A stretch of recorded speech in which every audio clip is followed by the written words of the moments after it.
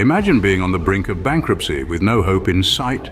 Meet John, a man who was once in dire straits, drowning in debt. But today, John enjoys financial freedom. How? Let's delve into his journey. John was once like many, living paycheck to paycheck, always one unexpected bill away from financial ruin. But he decided he had had enough of this precarious existence. He yearned for stability, for freedom from the constant worry of financial ruin. John knew he had to make a change. He began his journey towards financial literacy, realizing that knowledge was the key to his freedom. He set out to learn, to understand the world of finance and how he could make it work for him. It wasn't an easy journey, there were ups and downs, but John persevered. And today he is no longer that man on the brink of bankruptcy. He is a man in control of his finances, a man of financial freedom. Remember, if John could do it, so can you. John's first step towards financial freedom was gaining financial education. This is more than just understanding the difference between a debit and a credit card. It's about learning how money works and how it can work for you. It's about understanding the power of compound interest, the difference between a liability and an asset, and the importance of a balanced portfolio. John took the time to educate himself, to read books, attend seminars, and listen to financial gurus. He started to understand that being financially literate is not a luxury, but a necessity. He learned to make informed decisions about his money, not based on emotions, but on knowledge. He realized that every financial decision, no matter how small, can have a significant impact on his financial future. John's journey to financial freedom started with education. Yours should too. A solid financial education is the foundation of financial freedom. John realized the importance of starting early, and that's a lesson we should all take to heart. Think of your financial journey as a marathon, not a sprint.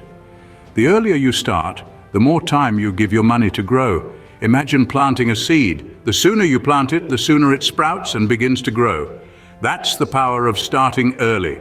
It's not about having huge sums of money, it's about giving what you have the time to multiply.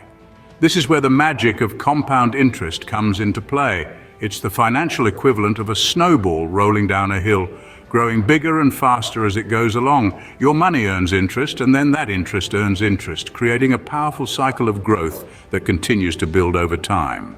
So remember, every day, every moment you wait, you're potentially leaving money on the table.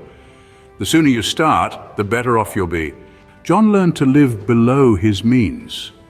This isn't about deprivation, it's about making smart choices. Imagine money as a tool, not a luxury. Living below your means is about distinguishing between what you need and what you want. John started by cutting back on his non-essential expenses. He swapped nights out for cozy evenings in. He traded his swanky car for a reliable, fuel-efficient model. He even started meal prepping to save on food costs. But this isn't just about saving money, it's about reducing debt. John used the money he saved to pay off his debts faster, freeing himself from the shackles of interest payments. Remember, this isn't about leading a life of scarcity, it's about leading a life of abundance in the things that truly matter: peace of mind, time with loved ones, and the freedom to pursue your passions. Living below your means is a key to financial freedom. I hope you are enjoying the video. Please like and subscribe for more value content to help you achieve your financial dreams. John made a habit of saving regularly. Consider this. The act of saving is not just about putting coins in a piggy bank, it's about building a financial cushion, a safety net, if you will, for those unexpected moments in life. Imagine a dam. Each brick represents a saving, and the more bricks you have, the stronger your dam becomes, holding back the turbulent waters of financial uncertainty. The beauty of saving regularly is that it doesn't require large sums. Small, consistent amounts can lead to significant savings over time. It's like planting a seed and watering it daily. You may not see the growth immediately, but with time, patience, and consistency, a sturdy tree will stand where once there was just a tiny seed. The act of saving regularly is more than a financial decision. It's a commitment to future security, a pledge to self-sustainability, and a testament to self-discipline. Saving regularly is a step towards financial freedom. John understood the power of networking. He knew that forming connections and nurturing relationships could open doors to opportunities that were otherwise inaccessible. Networking isn't just about meeting people. It's about creating a web of connections that can support you and help you grow.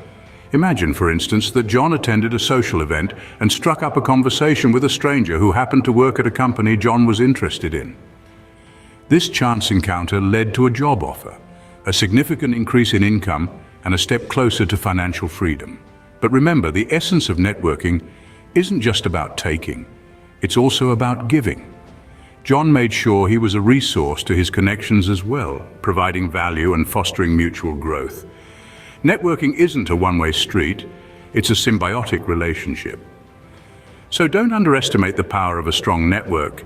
It can be a game changer in your journey towards financial independence. Networking is a powerful tool for financial growth. John started a side business. You may wonder why.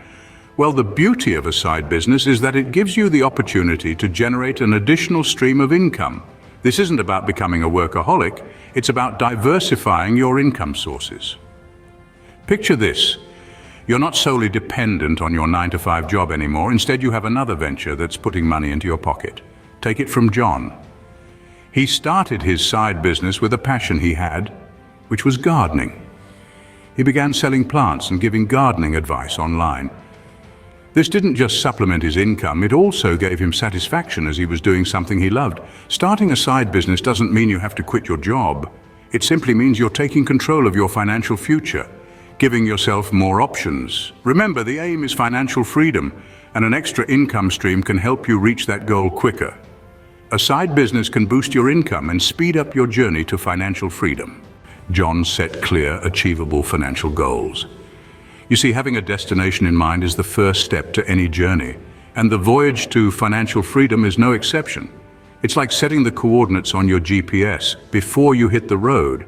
But what does setting financial goals mean? It's about defining what you want to achieve with your money. Maybe it's buying a house or saving for retirement, or perhaps it's becoming debt-free. When John set his goals, it gave him focus. It kept him driven, even when times were tough. It was a beacon that guided him through the fog of financial uncertainty. This is the power of setting financial goals. They provide direction and motivation. Remember, these goals need to be specific, measurable, achievable, relevant, and time-bound, or SMART for short. It's not enough to say, I want to be rich. Instead, try, I want to save $10,000 in 2 years. Setting financial goals gives you a roadmap to financial freedom. So what are your coordinates? John stayed disciplined. Now that's something to ponder over. You see, discipline isn't just about waking up early or sticking to a workout routine. It's about maintaining a consistent approach towards your financial habits as well. It's about setting a budget and sticking to it, no matter how enticing that extra pair of shoes or that brand new gadget might seem. It's about saving regularly, even when you feel like splurging. Discipline in the financial sense is about putting your future needs above your present wants. It's about understanding the difference between necessity and luxury and choosing wisely. It's about making sacrifices today so you can reap the benefits tomorrow. And most importantly, it's about staying committed to your financial goals and not letting short-term distractions derail your long-term plans. So the next time you're tempted to stray from your financial path, remember John. Remember the power of discipline, because, my friends, discipline is the key to financial freedom. John prioritized his health. Just like John, we should all understand that good health is the bedrock of a successful financial life. It's not just about the money we save on medical bills, it's also about the productivity we gain when we're feeling our best. Imagine the cost of a long-term illness. Not only does it drain your finances with never-ending medical bills, it also takes away your ability to earn. That's a double whammy, right? Now contrast that with the benefits of a healthy lifestyle. Regular exercise, a balanced diet, and adequate rest can significantly reduce your risk of chronic diseases. Moreover, when you're in good health, you're more likely to have the energy and focus to make wise financial decisions. You can work longer, harder, and smarter. So as you craft your path to financial freedom, remember to invest in your health too. After all, your health is your wealth. John learned the value of giving back. The journey to financial freedom is not merely about accumulating wealth. It's also about the joy of sharing, the satisfaction in helping, and the happiness in seeing others succeed. It's about giving back. Let's take a moment to reflect on the concept of giving back. It's not just about monetary donations, it can be your time, your skills, or even your experiences.